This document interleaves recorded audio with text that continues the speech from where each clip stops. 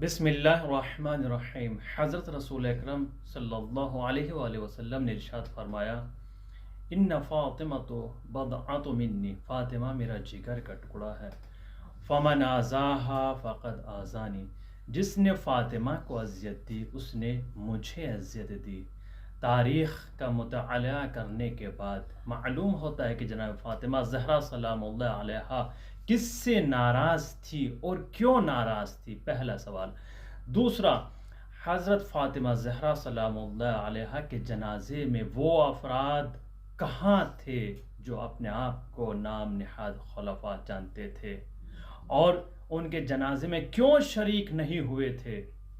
تیسرا سوال، آخر رسول کی اکلوتی بیٹی کی قبر آج کہاں ہے، کیوں نام و نشان نہیں ہے جبکہ رسول کی اکلوتی بیٹی تھی؟ سوال امت مسلمہ سے